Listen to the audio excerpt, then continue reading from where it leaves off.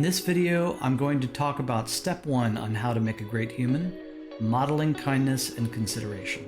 Welcome to A Curious Life, where I talk about business, technology, storytelling, and life in general.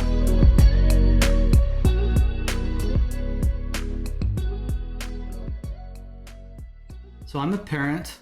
I have 2 daughters. I have a son as well, but the 2 daughters I've lived with for 13 years now.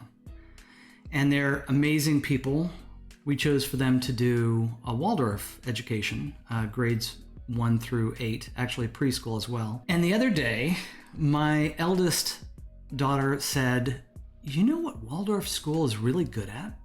They're good at making great humans." I thought it was that's a classic thing. Like, it's just so matter of fact. My daughter is really great at matter of fact statements like that. But it got me thinking, what exactly makes a great human? How do you make a great human? If there were like an instruction manual, what would you say in it? So I decided to make a list because it's not exactly obvious.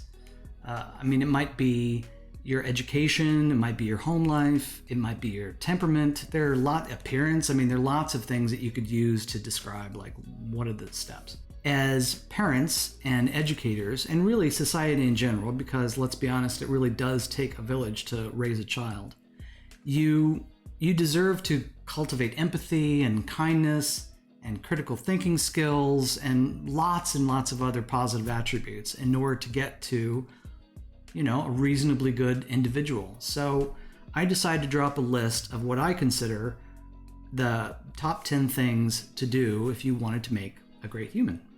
Number 1, model kindness and consideration. Now, a lot of these are going to be really obvious. This is probably the most obvious. Children learn by example. The way that you talk to them is mirrored back to you years later, weeks later, months later. It will, whatever you put in, you're going to get back out again.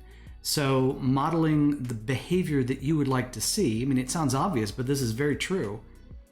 You treat them how you want to be treated yourself and how you want them to treat other people. Holding the door open for someone is just a kind gesture. Serving others food before you eat yourself. These are all super basic stuff that a lot of people should kind of like, maybe you're thinking about it. Oh, that's so obvious. Of course I would do that.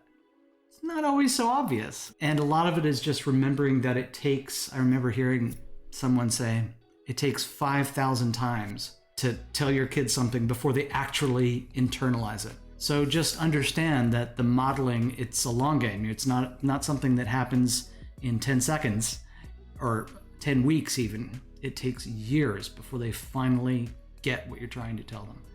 But if you act the way that you want, if you act with compassion and you have understanding and you show them respect, even in the most difficult of situations, that's going to reap benefits. That is how they're going to act to others, and that's what you want. The question I like to ask myself, and I still ask myself, I'm not perfect. I'm definitely a work in progress, but this is something that I personally have found to be true. The way that you talk to your kids, if you heard someone else say that to your children, how would you feel? Say, for example, just the other day, my daughter has this penchant for bringing the medicine drawer out. We have a small little medicine drawer for antihistamines and other kinds of drugs like ibuprofen and whatnot.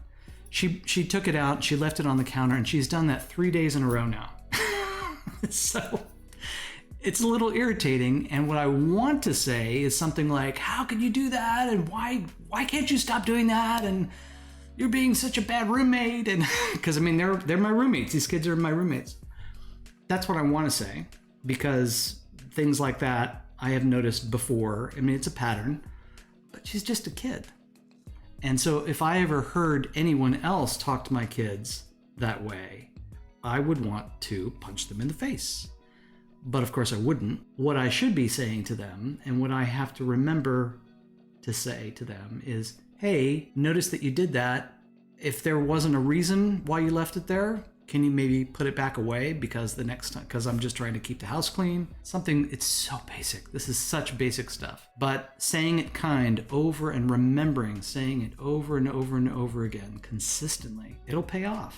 And there's a little addendum to this. How we treat ourselves, what our own internal dialogue is also an indicator of how we will treat our family and everyone else. If we hold ourselves to a ridiculously high standard and we're not achieving it, then the inclination is, well, it's just myself, then I can have a drill sergeant in my head telling me, you need to do better, and that's not helpful, at least not to me. If an internal drill sergeant is great for you and you get results that way, by all means, do it. But I know that if I were to have that kind of meanness or degradation, that is not helpful. And at one point in my life, that's exactly what I had in my life. I had the kind of a drill sergeant type internal dialogue. And once that was brought to my attention, because I had to really kind of sit and think about, and I had to analyze it. I was in therapy for a while to try and figure out what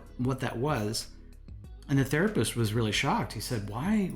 As I did a stream of consciousness about it, this is what my internal dialogue looks like. And he said, I think maybe you would do better to not have such a harsh tone with yourself. Just be kinder, be more gentle, be more respectful.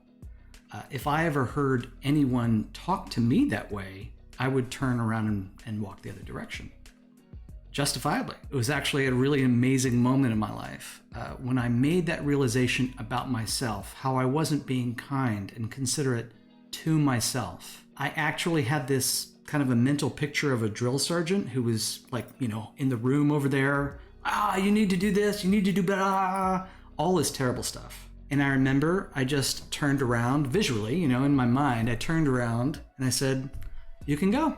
Your services are no longer required. I have another person who will take over for you, who is much more kind and respectful and loving and compassionate. And my life started to get a lot better. And I started to treat others with more grace, with more respect and compassion. So it starts with us. That's probably the most important lesson I could impart, is that if you're going to model kindness to your kids, you have to start with yourself. Thanks for watching, and if you enjoyed this, make sure you check out the next video in the series by clicking on the subscribe link below. If you have any questions, or maybe I forgot something, go ahead and type it in the comments and I'll try and reply if I can. And until next time, make sure you remember the ABCs of life. Always be curious. See you next time.